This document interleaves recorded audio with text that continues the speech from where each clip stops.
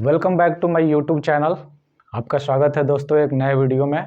काफ़ी सारा वीडियो हमने डाला और उसमें बहुत सारे कमेंट हमको मिले जिसमें कि लोग बोल रहे हैं कि सप्लाई जोन और डिमांड जोन के बारे में पूरा step wise stage follow the footprint strategy क्या होता है, सप्लाई जोन और डिमांड जोन का कंसेप्ट क्या है, ये पूरा A to Z। तो इसके लिए हम वीडियो का सीरीज़ लेके आ रहे हैं कि follow the footprint strategy and supply zone और डिमांड जोन का कॉन्सेप्ट क्या है। इसमें पूरा A to Z सीरीज हम लेके आ रहे हैं जिसमें कि आप FTF स्ट्रैटेजी को खूब अच्छे तरीके से अप्लाई करके और अपने ट्रेडिंग को बेहतर बना सकते हैं। तो चलिए देर नहीं करते हैं दोस्तों, चैनल को सब्सक्राइब जरूर कर लीजिए क्योंकि हमारा हर वीडियो का सीरीज आने वाला है जिससे कि आपको नोटिफिकेशन मिले। तो सबसे पहले हम follow the footprint strategy and supply and demand zone concept, ये दो चीज़ें जो है अलग है, डिफरेंट है। ये जो सप्लाई जोन डिमांड जोन का कंसेप्ट जो है ये प्राइस एक्शन है। इसमें प्राइस का एक्शन होता है कि प्राइस एक्शन किस तरीके से काम करता है, और दूसरा ये स्ट्रैटेजी, जिससे कि स्ट्रैटेजी क्या होता है, प्राइस एक्शन जो होता है उससे हम व्यू पॉइंट मार्केट में बनाते हैं कि हमारा व्यू पॉइंट बुलिश होगा, बेयरिश होगा या साइडवेज होगा। और स्ट्रैटेजी जो होता है उससे हम अपना एंट्री, स्टॉप लॉस और टारगेट प्लान करते हैं। यानी कि ट्रेड प्लान का पूरा कॉम्बिनेशन, एक ट्रेड को एग्जीक्यूट करना, प्लान से लेके एग्जीक्यूट करने तक क्या क्या जरूरी चीजें होती हैं, एक फॉलो द फुटप्रिंट स्ट्रैटेजी में हम आपको बताएंगे। तो आइए वीडियो को बिना देर किए हम शुरू करते हैं। इस कंसेप्ट को देखने से के पहले हम थोड़ा मार्केट का ओवरव्यू लेते हैं कि मार्केट में कैसे काम करता है और फॉलो द फुटप्रिंट का उसमें रोल क्या होता है। तो सबसे पहले मार्केट प्लेयर के बारे में जानते हैं कि मार्केट प्लेयर जो होता है उसमें कि कौन कौन से मार्केट प्लेयर होते हैं।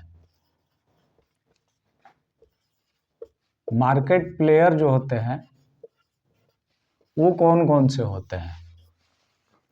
तो सबसे पहले एक जो होता है बिग प्लेयर।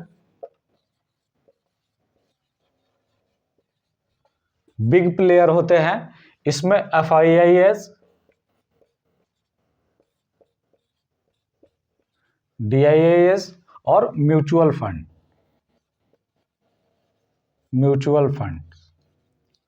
इनके पास में थाउजेंड्स ऑफ करोड़ जो होता है, थाउजेंड्स ऑफ करोड़ का कैपिटल होता है। इनके पास बड़ा कैपिटल होता है जो मार्केट को मूव कराते हैं, ये मार्केट मूवर कहे जाते हैं। एक तरफ ये होते हैं और दूसरे तरफ होते हैं स्मॉल प्लेयर।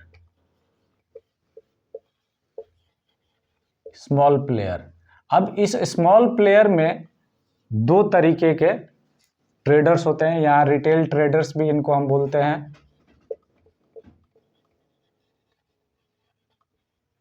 रिटेलर्स होते हैं, स्मॉल प्लेयर में जो होते हैं वो रिटेलर्स होते हैं। अब स्मॉल प्लेयर में, रिटेल ट्रेडर्स में दो तरह के ट्रेडर होते हैं, एक प्रोफेशनल ट्रेडर होते हैं, एक जो होते हैं वो प्रोफेशनल ट्रेडर्स होते हैं और दूसरा नोवाइस ट्रेडर्स होते हैं। नोवाइस ट्रेडर्स होते हैं।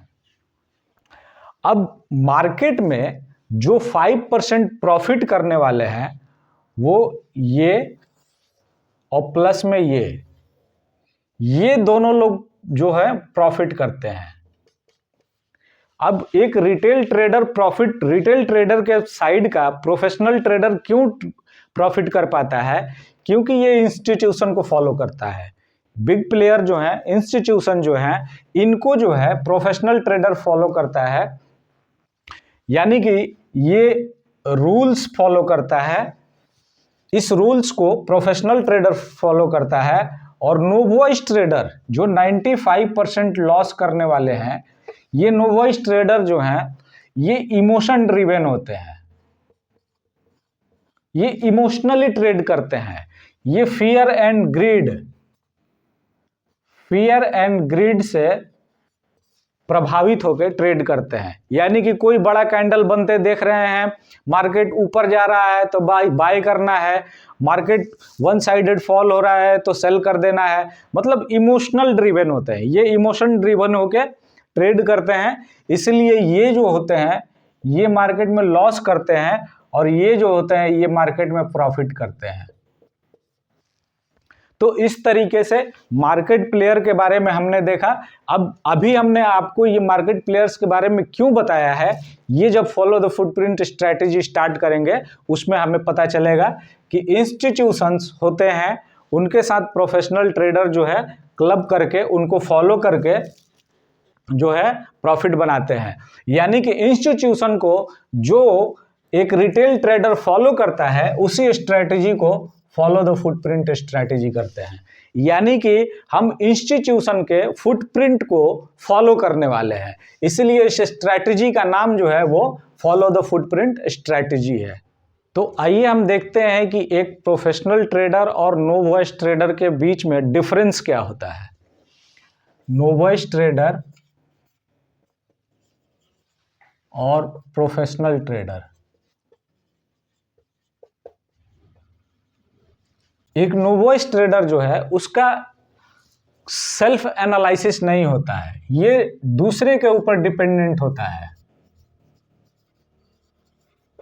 ये कॉल्स पे, टिप्स पे, न्यूज़ पे रिलाई करता है। और एक प्रोफेशनल ट्रेडर होता है वो सेल्फ प्लान करता है ट्रेड का। जो ट्रेड का प्लानिंग होता है वो खुद से करता है। यानी कि एक प्रोफेशनल ट्रेडर्स को रूल्स पता होते हैं, उस रूल्स के अकॉर्डिंग फॉलो करता है रूल को और उसके अकॉर्डिंग ट्रेड को प्लान करता है। दूसरा जो होता है नोवाइस ट्रेडर, अभी हमने बताया कि इमोशन ड्रिवन होता है। और एक प्रोफेशनल ट्रेडर जो होता है रूल ड्रिवन होता है, डिसिप्लिन होता है, डिसिप्लिन ड्रिवन होता है। इनके पास में कोई प्लान नहीं होता है और इनके पास में स्ट्रैटेजी एंड प्लान दोनों होता है, स्ट्रैटेजी प्लस प्लान दोनों होता है। तो ये एक मोटा मोटी हमने देखा कि एक प्रोफेशनल ट्रेडर और एक नोवाइस ट्रेडर के बीच में फर्क क्या होता है। ये लॉस मेकर होते हैं और ये प्रॉफिट मेकर होते हैं।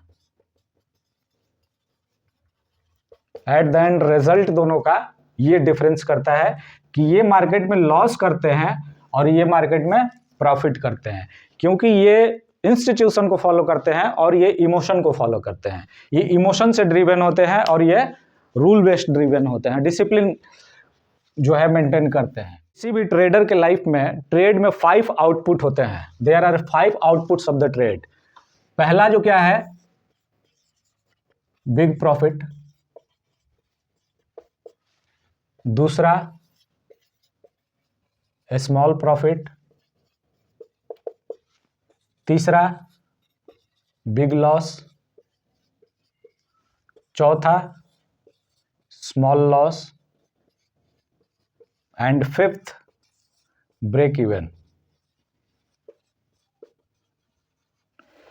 किसी भी ट्रेडर के लाइफ में ये 5 आउटपुट होते हैं। कोई भी ट्रेड आप लेते हैं तो या तो बिग प्रॉफिट होगा, या स्मॉल प्रॉफिट होगा, या बिग लॉस होगा, या स्मॉल लॉस होगा, या ब्रेक इवन होगा। किसी भी ट्रेड का आउटपुट यही 5 हो सकते हैं, इसके अलावा कोई आउटपुट नहीं हो सकता है। प्रोफेशनल ट्रेडर जो होते हैं वो बिग प्रॉफिट करते हैं, स्मॉल प्रॉफिट भी प्रोफेशनल करते हैं, प्लस नोवाइस भी स्मॉल प्रॉफिट करते हैं। प्रोफेशनल कभी भी बिग लॉस नहीं लेते हैं, लेकिन एक नोवाइस ट्रेडर हमेशा बिग लॉस लेता है। स्मॉल लॉस नोवाइस भी करते हैं और स्मॉल प्रोफेशनल भी करते हैं। ब्रेक इवन प्रोफेशनल भी करते हैं और ब्रेक इवन नोवाइस भी करते हैं। तो सबसे बड़ा डिफरेंस जो है एक नोवाइस में और प्रोफेशनल में, कि एक प्रोफेशनल ट्रेडर बिग प्रॉफिट करता है, वो बिग लॉस कभी नहीं करता है। लेकिन एक नोवाइस ट्रेडर बिग लॉस करता है लेकिन बिग प्रॉफिट कभी नहीं कर पाता है। एक प्रोफेशनल ट्रेडर का सबसे बड़ा खासियत होता है कि अपने पीएनएल को ग्रीन रखने के लिए एसएल हिट होने से एसएल हिट होने से हमेशा कोशिश करता है बचने का, और एसएल हिट से बचने के लिए रूल्स को फॉलो करता है, डिसिप्लिन ट्रेडिंग करता है और इंस्टीट्यूशन को फॉलो करता है। इंस्टीट्यूशन को फॉलो करता है एक प्रोफेशनल ट्रेडर। इसलिए एक प्रोफेशनल ट्रेडर जो है वो हमेशा प्रॉफिटेबल होता है। तो फॉलो द फुटप्रिंट स्ट्रैटेजी क्यों इंपॉर्टेंट है, इसका क्या इंपॉर्टेंस है और क्यों जरूरी है, ये हम सब देखते हैं कि इसके पीछे का कारण क्या है सबसे बड़ा। तो सबसे ज़्यादा ट्रेडिंग जो किया जाता है उसमें ब्रेकआउट स्ट्रैटेजी लगभग लोग यूज करते हैं, और आपने देखा भी होगा कि ब्रेकआउट स्ट्रैटेजी में ही सबसे ज़्यादा लॉस करते हैं लोग। ब्रेकआउट स्ट्रैटेजी सबसे ज़्यादा यूज किया जाता है, और ब्रेकआउट स्ट्रैटेजी को यूज करके ही लोग जो है वो लॉस भी करते हैं सबसे ज़्यादा। उसका एक्यूरेसी बहुत कम हो गया है। क्यों? क्योंकि ब्रेकआउट स्ट्रैटेजी को अप्लाई करना बहुत सिंपल है। क्यों ऐसा है? क्योंकि सपोज दैट कि एक ट्रेन लाइन बन रहा है, एक ये ट्रेन लाइन बना, ट्रेन लाइन प्रॉपर बना, वैलिड ट्रेन लाइन है, और इस ट्रेन लाइन का ब्रेकआउट हो रहा है, इस ट्रेन लाइन का ब्रेकआउट हो रहा है, और हमें सप्लाई जोन और डिमांड जोन के बारे में पता नहीं है। ठीक है, तो जैसे ही ब्रेकआउट हुआ, रूल्स भी सारे फॉलो हो रहे हैं, इसके रूल्स भी सारे फॉलो कर रहे हैं, प्रोबेबिलिटी इनहेंसर भी सब कुछ ठीक है, सब कुछ हमने देख लिया, लेकिन हमें सप्लाई जोन और डिमांड जोन के बारे में पता नहीं है। और यहाँ पे एक सप्लाई जोन है, एक हायर टाइम फ्रेम का सप्लाई जोन है, यहाँ पे स्ट्रॉन्ग सप्लाई जोन है। अब जैसे ही ये ब्रेकआउट होता है, तो ब्रेकआउट के बाद यहाँ एंट्री होता है, यहाँ स्टॉप लॉस होता है, और 2:1 के हिसाब से हम टारगेट रखेंगे, तो टारगेट यहाँ पे आएगा। ठीक है, तो जैसे ही हम एंट्री लेते हैं, प्राइस इस सप्लाई जोन से रिवर्स कर जाती है, क्योंकि हमें सप्लाई जोन का कंसेप्ट पता ही नहीं है। तो जैसे ही ब्रेकआउट होता है और सामने सप्लाई जोन होता है, और उस सप्लाई जोन से जो है प्राइस रिवर्स, सप्लाई जोन में इतना पावर होता है कि एक ब्रेकआउट से ज़्यादा पावर होता है इंस्टीट्यूशन में, तो यहाँ से प्राइस रिवर्स करा देता है और हमारा स्टॉप लॉस हिट होता है।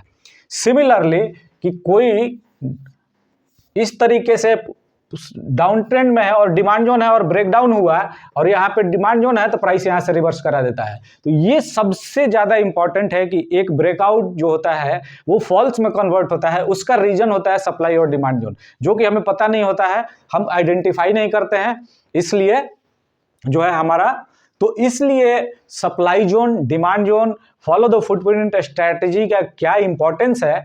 जैसे कि अभी हमने देखा कि हमें सबसे पहले फॉलो करना चाहिए इंस्टीट्यूशन के, उसके बाद क्यों करना चाहिए, तो इस तरह के ब्रेकआउट होते हैं। अब जैसे सपोज दैट इनसाइड कैंडल बन रहा है और सामने सप्लाई जोन है और हमने लॉन्ग का ट्रेड ले लिया, या फिर सामने डिमांड जोन है और कोई इनसाइड कैंडल बना और उसका लोड ब्रेक किया, तो हम शॉर्ट का ट्रेड लेते हैं और यहाँ पे डिमांड जोन है। तो इस तरीके से जितने भी स्ट्रैटेजी हैं, वो सारे स्ट्रैटेजी जो है वो फेल होते हैं ड्यू टू सप्लाई और डिमांड जोन। ये कॉन्सेप्ट जो है, ये सबसे स्ट्रॉन्ग और सबसे इंपॉर्टेंट स्टेप जो है कि एक ट्रेडर के लाइफ में इस स्ट्रैटेजी को जानना सबसे इंपॉर्टेंट है। तो दोस्तों, अभी हमने ओवरव्यू दिया इस वीडियो में, ये जो सीरीज है हमारा फॉलो द फुटप्रिंट स्ट्रैटेजी का, ये पार्ट 1 है, जिसमें अभी हमने ओवरव्यू दिया है। नेक्स्ट वीडियो में हम स्टार्ट करेंगे डिमांड एंड सप्लाई जोन का कॉन्सेप्ट।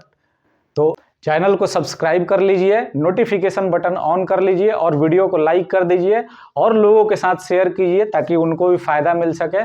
तो मिलते हैं दोस्तों नेक्स्ट वीडियो में। Thank you.